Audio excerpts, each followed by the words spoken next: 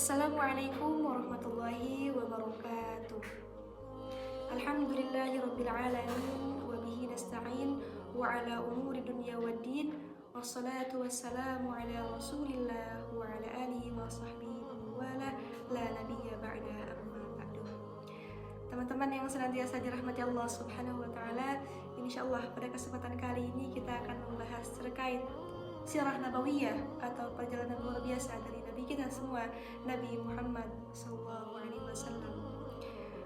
Insyaallah pada kesempatan kali ini kita akan lebih fokus kepada pembahasan terkait penyebaran surat-surat atau seruan untuk menyembah Allah Subhanahu wa taala kepada para raja di muka bumi ini. Baik teman-teman yang dirahmati Allah Subhanahu wa taala, ketika setelah pasca kejutan senjata Hudaybiyah, umat Islam memiliki era baru di mana kaum kafir Quraisy yang senantiasa menentang kaum muslimin, mereka memproklamirkan perdamaian kepada umat Islam. Dan saat itu pula Rasulullah memiliki kekuatan untuk menyebarluaskan dakwah Islamiyah. Dan Rasulullah seorang diplomat yang unggul, diplomat yang cerdas. Beliau berpikir bagaimana supaya Islam ini tersebar luas ke seantero muka bumi ini. Dan Rasulullah memiliki ide untuk menyebarluaskan surat-surat kepada para raja di seluruh negeri. Nah, sesungguhnya ketika itu Rasulullah menyebarluaskan surat itu kepada banyak raja. Namun di sini saya hanya akan membahas 4 raja saja. Baik teman-teman, ketika itu Rasulullah mulai menyebarluaskan surat itu pada tanggal 6 Hijriah, pada akhir 6 Hijriah atau tepatnya tanggal 1 Muharram ya, di awal tahun ke-7 Muharram, tahun ke-7 Hijriah. Nah, ketika itu yang pertama saya akan bahas penyebaran surat kepada Raja Habasyah. Siapa sih yang nggak tahu Raja Habasyah? Beliau terkenal dengan raja yang sangat arif dan bijaksana, yaitu ya Raja An-Najasyi. Ketika itu Rasulullah mengutus Amr bin Umayyah Ad-Damri untuk menyampaikan surat kepada Raja An-Najasyi. Dan ketika Raja An-Najasyi ini membuka surat, beliau langsung mengumumkan keislamannya. Saat itu pula di depan Amr bin Umayyah Ad-Damri ini dan juga Ja'far bin Abi Thalib. Dan raja yang kedua yaitu Raja Muqawqis, Raja Mesir. Nah, ketika itu Rasulullah mengutus Hatib bin Abi Balta'ah untuk menemui beliau.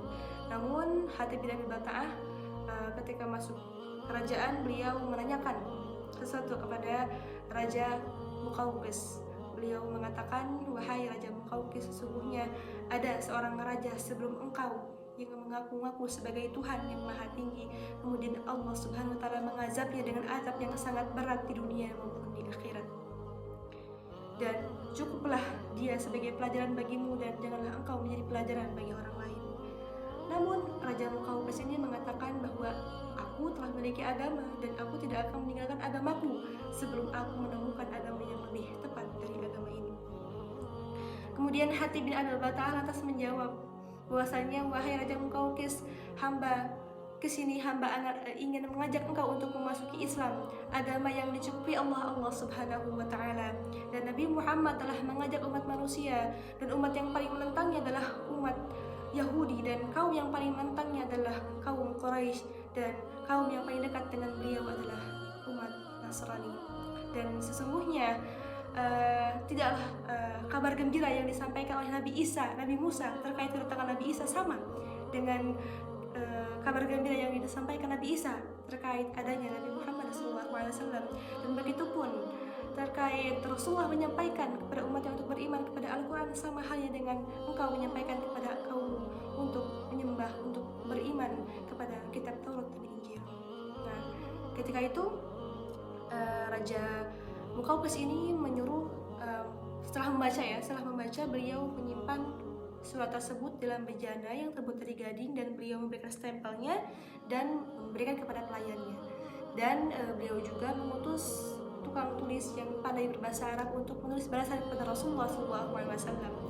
Nah, pada saat itu Raja Muqawqis membalaslah surat yang disampaikan oleh Rasulullah, bahwasanya beliau menulis intinya beliau menolak untuk masuk Islam, namun beliau memberikan hadiah kepada Rasulullah.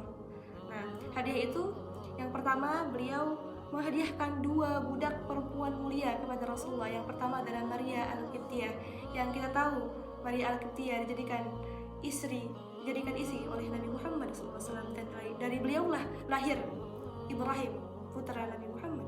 Dan ketika itu selain Maria Al-Qibtiyah, Raja Muqawqis ini juga menghadiahkan budak perempuan yang bernama Sirin, dan Rasulullah menghadiahkannya kepada Hasan bin Thabit Al-Ansari.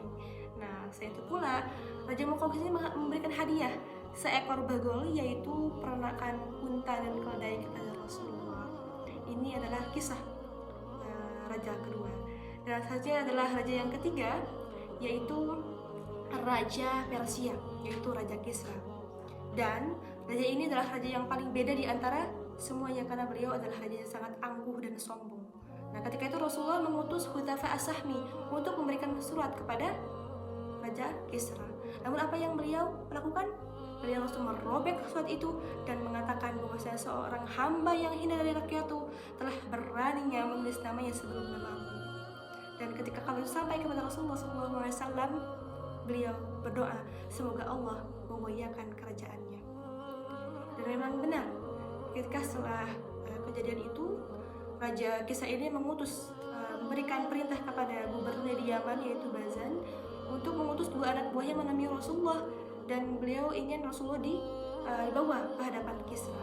Nah, ketika itu datanglah nih 2 anak buah ini ke hadapan Rasulullah SAW, dan Rasulullah mengatakan bahwasannya silahkan datang besok hari.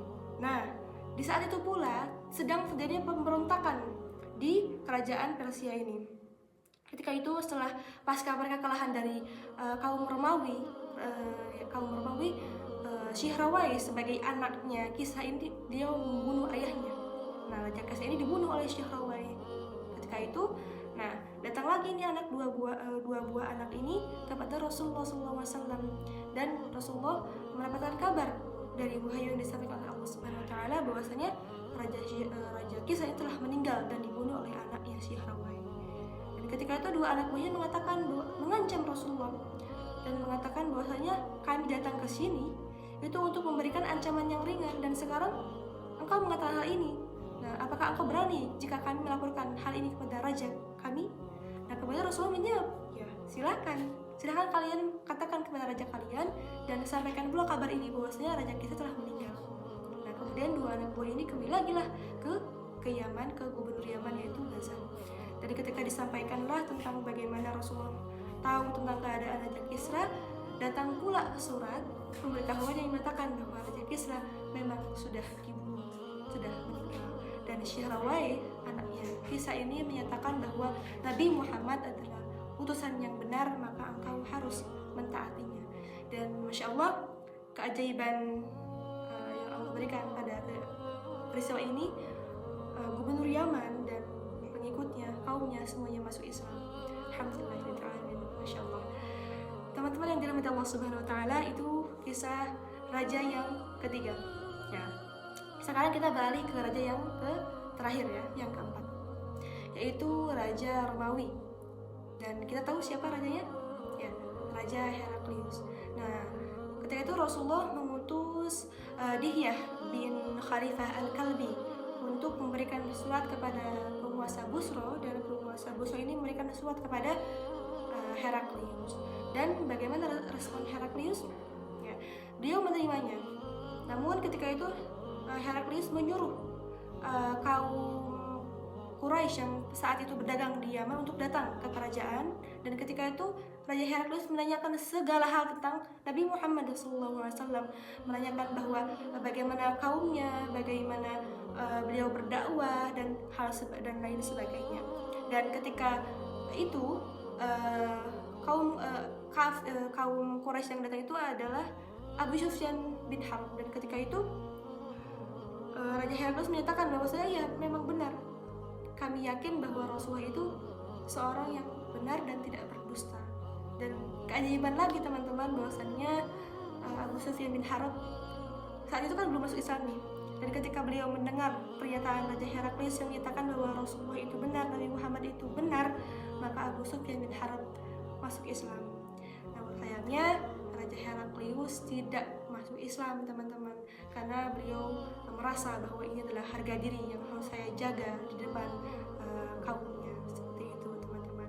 Nah, itu adalah kisah bagaimana Rasulullah SAW menyebarluaskan dakwah Islamiyah dengan cara menyebarluaskan surat-surat sebagai seruan untuk menyembah Allah Subhanahu wa taala kepada para raja-raja di muka bumi ini. Mungkin hikmah yang bisa kita ambil dari peristiwa ini, ya, sebelumnya memang ketika Rasulullah menyebarluaskan surat ini, tidak semua raja menerima, ada raja yang menolak, juga ada raja yang menerima. Namun strategi yang dibuat Rasulullah ini cukup membingungkan, cukup mengganggu pikiran orang kafir Quraisy, dan kita tahu bahwasanya Islam semakin meluas, Islam semakin bersinar, dan sampai saat ini kita bisa merasakan nikmatnya Islam dan iman.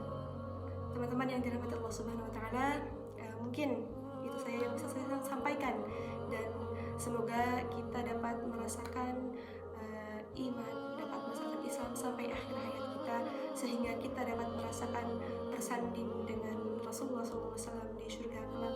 Dan nikmat yang paling terbesar adalah kita dapat bertemu dengan, bertetap dengan Rabb kita semua, yaitu Allah Subhanahu wa taala. Terima kasih sudah menyaksikan video ini, dan mohon maaf bila ada kekurangan karena saya manusia dan banyak khilafnya. Wallahu a'lam bishawab. Terima kasih. Wassalamualaikum warahmatullahi wabarakatuh.